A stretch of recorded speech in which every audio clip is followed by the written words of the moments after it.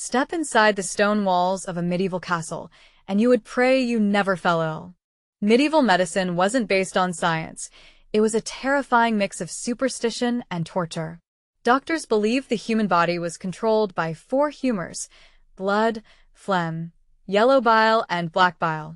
Any sickness was blamed on an imbalance of these fluids, and the most common cure was to drain your blood. Bloodletting was performed by barber surgeons using unwashed blades, slicing open veins in the arm or neck.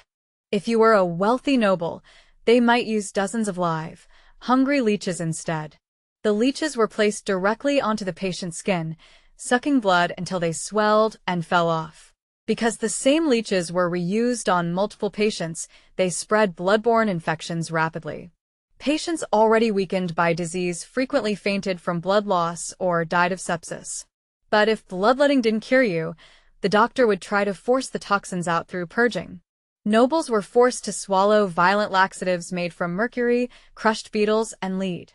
These mixtures irritated the stomach linings so severely that they caused uncontrollable vomiting and diarrhea. Doctors cheered at these reactions, believing the body was successfully ejecting the disease. In reality, the mercury poisoned the brain, causing tooth loss, tremors, and violent madness. For physical wounds, castle surgery was a brutal, agonizing ordeal with zero anesthesia. Soldiers with broken limbs or sword wounds were pinned down by strong men while the surgeon worked.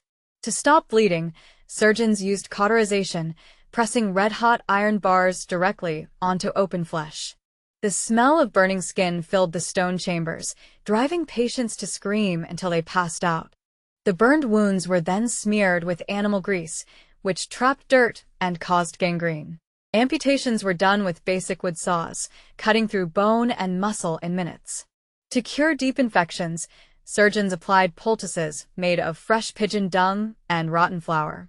This introduction of animal waste directly into open cuts guaranteed lethal bacterial infections.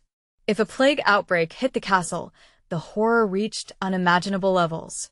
Doctors would wear terrifying leather masks with long beaks stuffed with dried flowers.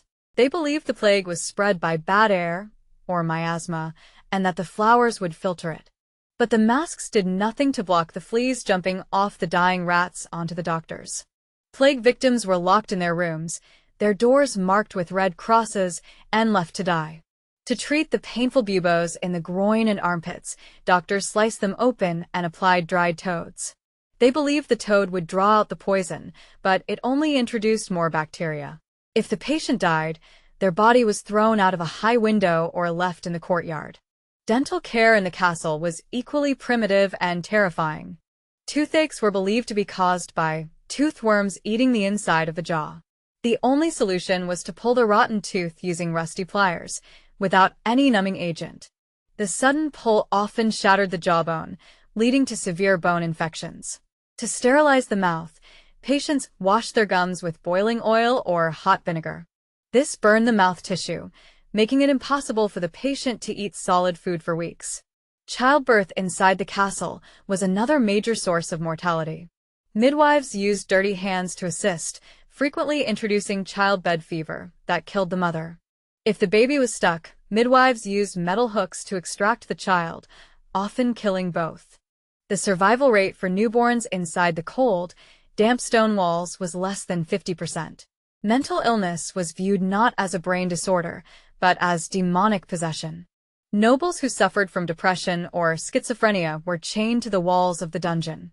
To release the demons, doctors performed trepanning, drilling a hole directly into the skull.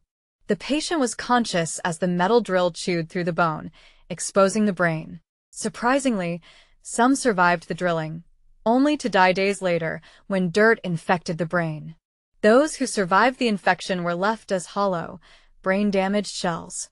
Lepers inside the castle were treated as living dead, forced to carry bells to warn others. If a noble contracted leprosy, they were expelled from the castle and sent to rot in a colony. Even simple skin rashes were treated with toxic ointments containing sulfur and arsenic. These ointments caused painful chemical burns, making the skin peel off in large sheets.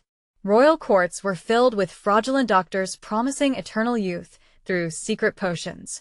These potions often contained crushed gold, pearls, and mercury, slowly poisoning the king.